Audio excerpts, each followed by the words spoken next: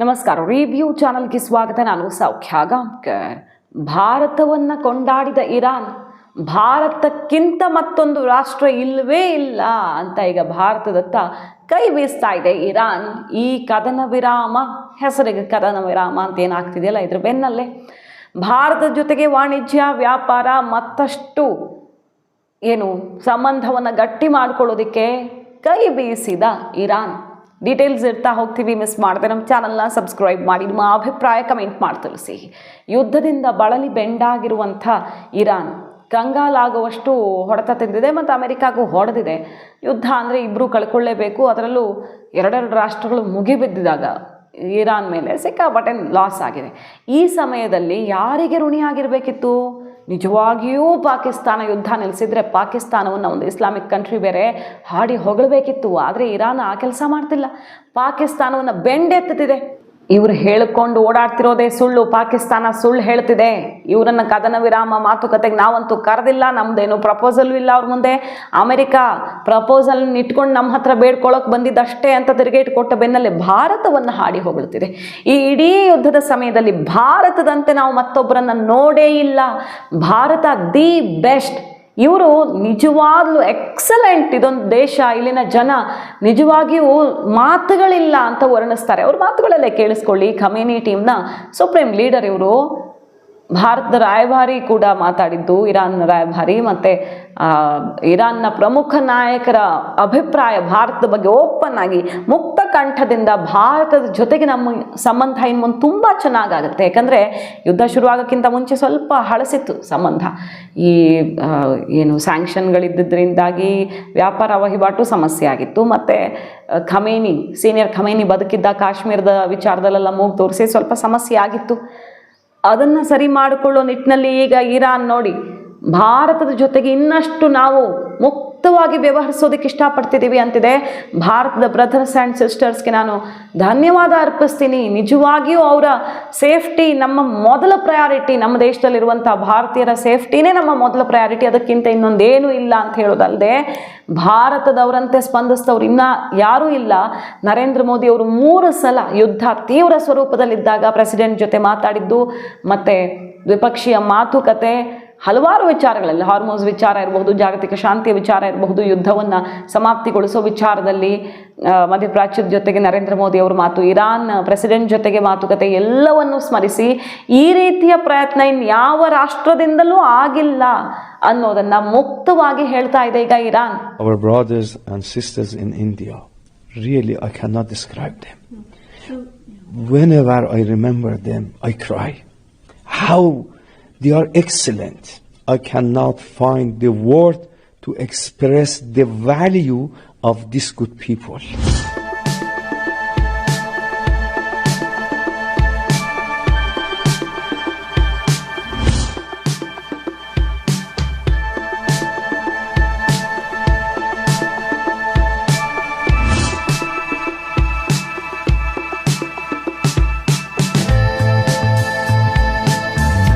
As you know, sometimes, maybe 3 times or more, the Prime Minister had conversation with our President, successful conversation. It was very, very good. And also several times, the Minister of Foreign Affairs of India had very successful conversation with Minister of Foreign Affairs of Iran. It was very, very good. And also our brothers and sisters in India. Really, I cannot describe them. Whenever I remember them, I cry.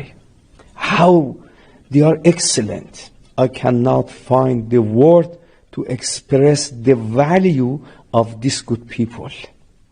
Really, I cannot express how I am feeling towards them. You cannot get any other nation like them. They have such loyalty, kindness, humanity with other people. Although I received some days ago a professor who was Hindu. He said, I'm telling you, we are not your neighbor. We are not the same religion, in the same religion.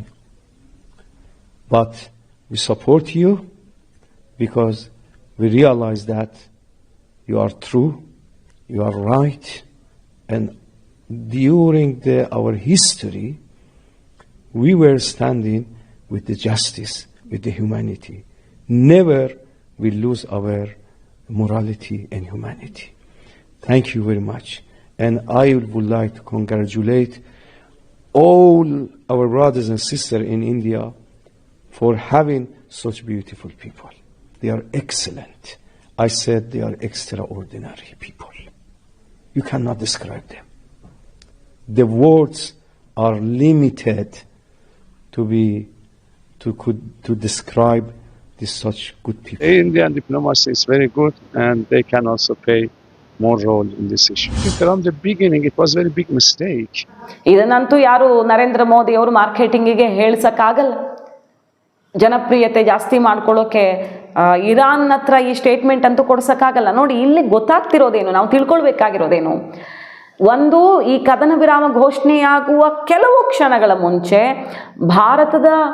ಭಾರತದಲ್ಲಿರುವಂಥ America ರಾಯಭಾರಿ ಅವರನ್ನು Trump ಕರೆಸ್ಕೊಂಡು close door meeting ಆಯಿತು. So Bharat ಕೂಡ silent ಆಗಿ ಈ ಶಾಂತಿ ಸ್ಥಾಪನೆಗೆ ತನ್ನ ಪ್ರಯತ್ನವನ್ನು ತಾನು ಮಾಡಿದೆ. ಚೀನಾ ದೊಡ್ಡ ರೋಲ್ ಇದೆ. ಚೀನಾ ಹೇಳ್ಕೊಳ್ತಿದ್ಯಾ ತಾನು ನಿಲ್ಲಿಸ್ದೆ ಅಂತ.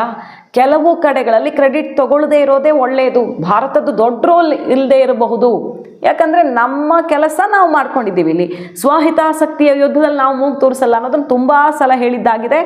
ಆದರೆ ಎಲ್ಲ ರಾಷ್ಟ್ರಗಳು ಕೇಳಿಕೊಂಡಿದ್ದು ಇರಾನ್ಗೆ ತುಂಬ ಚೆನ್ನಾಗಿರೋದು ಭಾರತ, ಅಮೆರಿಕ ಜೊತೆಗೂ ಹಾಳು ಮಾಡ್ಕೊಳ್ದಿರೋದು ಭಾರತ, ಇಸ್ರೇಲ್ಗೆ ಅತ್ಯಾಪ್ತ ಆಗಿರೋದು ಭಾರತವೇ ಸೂಕ್ತ ಅಂತ ಕೇಳ್ಕೊಂಡಿದ್ರಿಂದಾಗಿ ಮೂರೂ ಕಡೆಗೆ ಭಾರತದಿಂದ ಪ್ರಯತ್ನಗಳಾಗಿವೆ.